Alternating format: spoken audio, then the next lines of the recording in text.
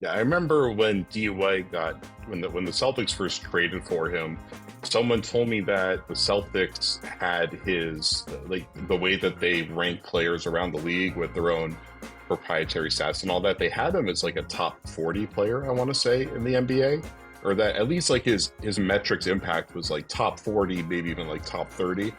And obviously, you can't put D White into the same role as Jason Tatum and expect him to perform at the same level. So it's like D White performs with great efficiency because of the role and responsibility that he has. But I mean, you just look at his shooting. Like his EFG is up 10 percentage points since his first season in Boston.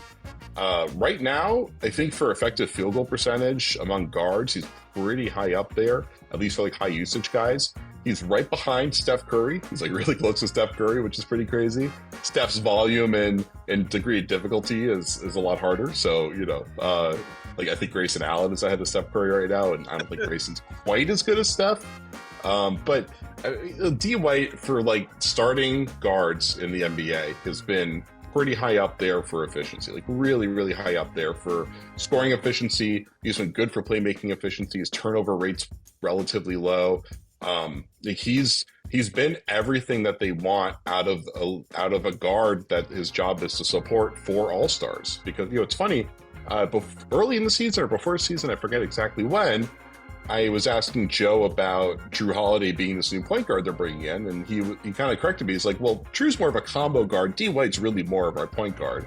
And the way we've seen the season play out, that really has been the case so far. And I don't know if that's going to change the more that Drew gets more acclimated to the team, because there is still a lot of work for Drew to get acclimated to the team. But D White's been generally the one bringing it down when the main units are out there. He's the one initiating that initial pick and roll. Drew is kind of more of a reactive playmaker, I would say. Like when the play calls for it, he steps in and does the playmaking. But it definitely seems like D White's taking on the brunt of the role. And frankly, it makes sense because D White's been performing much better offensively. FanDuel is the exclusive wagering partner of the CLNS Media Network. Right now, new customers get $150 in bonus bets with any winning $5 moneyline bet. FanDuel, official partner of the NFL. Yeah, it's so funny that if you go back to the summer, about all the time that was wasted and spent about how the Celtics don't have a point guard on their team because they traded Marcus Smart away. And I was one of the guys who's like, guys, Derrick White, I think, can do this. He's one of the few guys that I believe can make a legitimate entry pass before Drew got here. I was like, he's got to be the only guy on the team that, like, and maybe Tatum it now does, but like before the season, like I only trust one guy to make an entry pass in this team, and that's Derrick White, because I've seen him do it, and he's been, again, he's perfect. He is exactly what this Boston Celtics team needs. And like you look around the league, and every backcourt, it just most of them don't compare to the talent this team has, because Derrick White is playing basically like a fifth. I mean, I'm not trying to say that this whole team has all-stars, but Derrick's efficiency this month in particular is unbelievable. His shooting splits are, I think they're 52% from the field, 48% from three, and 100% from the free throw line. Like, he's just been awesome. And with that, comes excellent team play, right? And that's the other thing about Derrick White. When they acquired him, it felt like more like you get the label of he's a connector, right? He's not necessarily the guy that's going to take over, but he's a good connecting piece to make everything flow better. And I don't know, he's just been kind of perfect on both ends. But I found it interesting because I was doing a little bit of research about the Celtics offense, and I think shot distribution has been a hot button topic, right? Like, who's taking these shots, those shots, in various points of the game. And it's been a little up and down, I think, for everybody. And the one thing I've noticed this month is a lot of shots have gone towards Derrick White. Now, part of that is probably because Porzingis has been hurt and somebody had to step up and shoot more.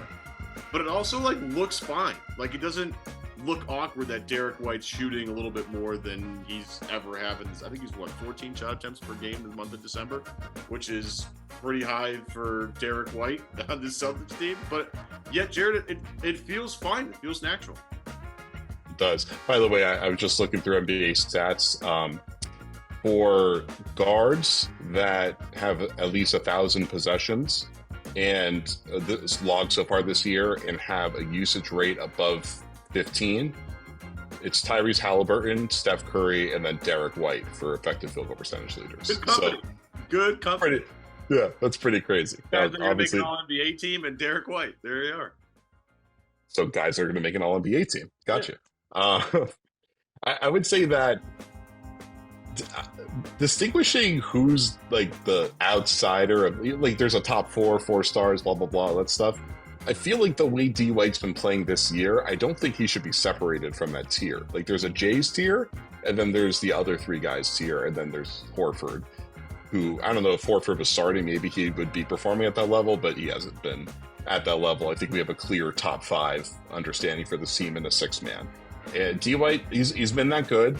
I think what's been good about him is I think his defensive focus has been pretty close to where it usually is, even with his offensive load increasing.